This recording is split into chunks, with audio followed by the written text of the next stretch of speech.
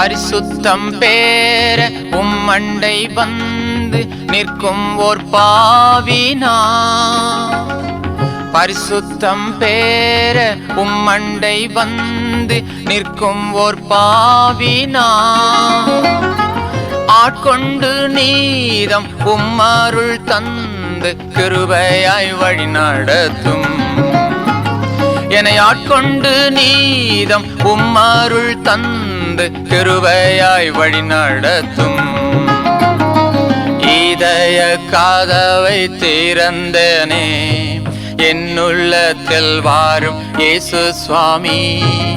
இதய கதவை திறந்தனே, என்னுள்ளத்தில் வாரும் இயேசு சுவாமி.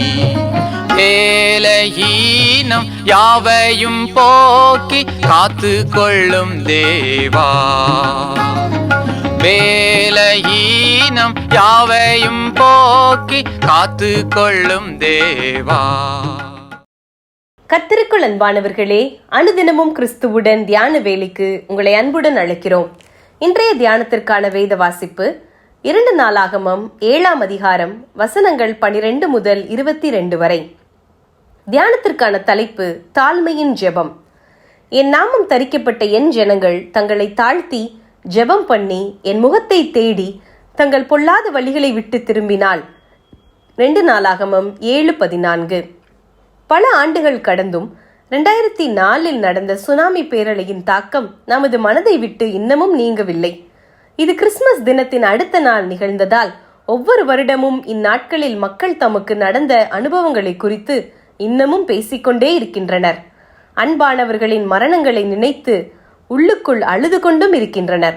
அன்று கிறிஸ்துமஸ் கொண்டாட்டங்களை முடித்து கொண்டு இளைப்பாறிய வேளையிலே திடீரென வந்த சுனாமி பேரலைகள் பலரது உயிர்களையும் காவு கொண்டது. கிறிஸ்துமஸ் தினத்தன்று அந்த ஆரவாரங்களில் ஒழுங்காக ஜெபிப்பவர்கள் கூட ஜெபத்தை மறந்து கொண்டாட்டத்திலும் உறவினரை சந்திப்பதிலும் ஆலயம் செல்வதிலும் ஆடம்பரமாய் உடுத்துவதிலும் ஈடுபட்டிருந்திருப்பர். மறுநாளிலே இப்படி ஒரு அழிவு அலைக்கழிக்கப் போகிறது என்பதை யார்தான் அறிந்திருப்பார்கள்?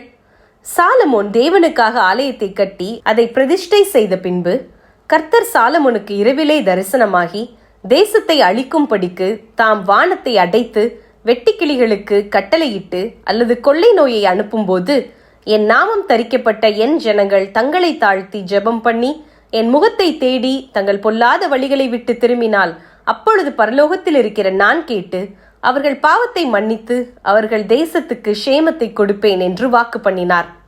ஏன் கர்த்தர் தேசத்தை அழிக்க வேண்டும்? மக்கள் கீழ்ப்படியாமற் போவதால் தானே?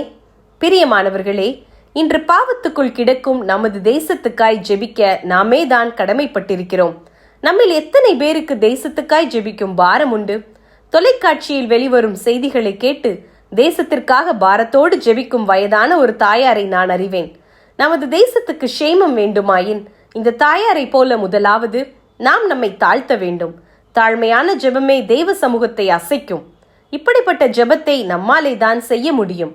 அழிவை நோக்கி வெகு வேகமாக சென்று கொண்டிருக்கும் நமது தேசம் பாவக்கட்டுக்குள் அகப்பட்டு இன்னமும் மெய் தேவனை அறியாமல் அன்றாடம் செத்து மடிந்து கொண்டிருக்கும் நமது மக்கள், இவற்றை குறித்து நாம் பாரமற்று இருப்பது எப்படி?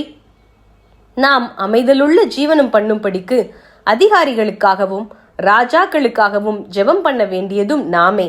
1 தீமோத்தேயு 2:1-2. ஜெபம் செய்வோமா? அன்பின் கர்த்தாவே, எங்கள் தேசத்தை சந்தியும். பாவத்திலே வாழ்ந்து கொண்டிருக்கும் மக்களது மனக்கண்கள் திறக்கப்படவும் அவர்கள் இயேசுவை இரட்சகராக ஏற்றுக்கொள்ளவும் தேசம் சுபிட்சமடையவும் ஜெபிக்கிறோம். ஆமேன்.